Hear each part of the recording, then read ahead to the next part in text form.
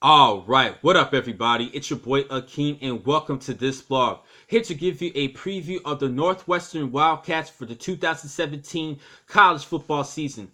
Last season, Pat Fitzgerald and company went 7-6, wrapping off their season with the Pinstripe Bowl victory over the Pitt Panthers. Now they're looking to be good sleepers in the Big Ten Conference and try to win the Western Division.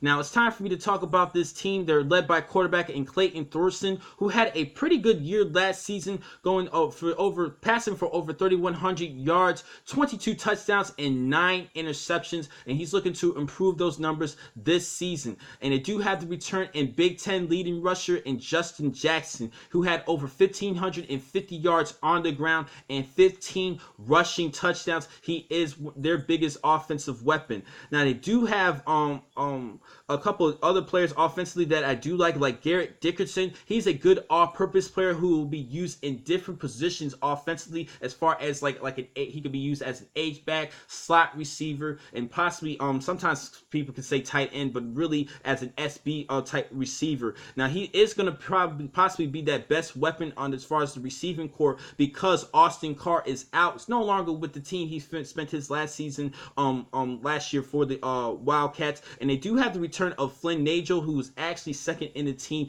in receiving with over 400 yards. Now, as far as the offensive line, their best offensive lineman is Tommy Doles, but they do have the return of Brad North and redshirt freshman that I am looking at in Gunnar Vogel. I think he could be a good player for the next upcoming seasons, but we will see.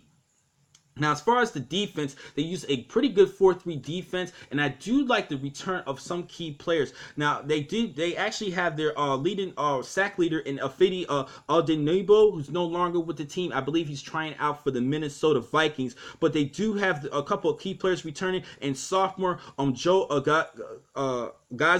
Gaziano, who's actually had 4 sacks last season, and Xavier Washington, who is a senior. But one player that I am really looking at most is Tyler Lancaster, the defensive tackle. Pat Fitzgerald has been actually talking a lot of high praise on Lancaster, who could possibly become an all Big Ten honors at the end of this season. Now, as far as the linebacking core, Pat Fitzgerald, he is a former All-American for the Northwestern Wildcats at linebacker, and he does have a couple good players that I like in Brett Ross and redshirt sophomore Nate Fox and junior Nate Hall. I think because of his Pat Fitzgerald's mind as a linebacker specialist, I think he could put more knowledge into them, just like how he did in Anthony Walker a couple of years ago. Now, as far as the secondary, like the Nebraska Cornhuskers, the Wildcats actually have just about everybody, all the key players returning in the secondary, especially Montre Hartage, who had 5 interceptions to go along with 60 tackles last season. I believe he was second in the Big Ten in interceptions, and they do have the return of Jarrett McGee, who had 3 interceptions himself, Kyle Quirio, and Godwin Bouquet, sorry for mispronouncing your name. He's a senior in Godwin. I think this is a pretty good secondary, and because of that experience and that seniority that they do have, they're looking to wreak havoc in the Big Ten Conference and try to reach it to the Big Ten Championship at least. Now, taking a look at their schedule, last season they went 7-6 overall. I think they will improve to an 8-4 overall record, but let's just take a look first. Their first big matchup is earlier in the season on September the 30th. In the first half of the season at Wisconsin. That will be in Big Ten Championship implications. Wisconsin has a great defense as well. October the 7th against Penn State, they'll be hosting. October the 21st against Iowa. November the 4th against Nebraska is going to be a great game for you guys to watch. And then coming towards the end of the season, November the 18th against Minnesota.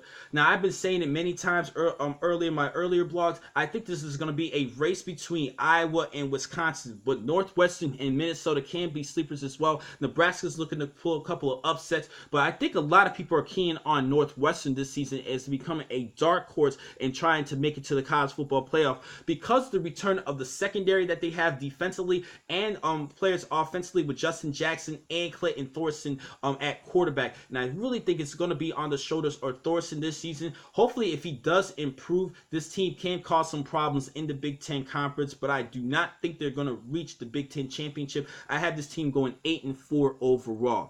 Now, the next time I catch you guys will be in just a couple minutes. I have 2 more blogs for today. Thank you for watching this blog. I'm your man, Akeem McCall. Be easy.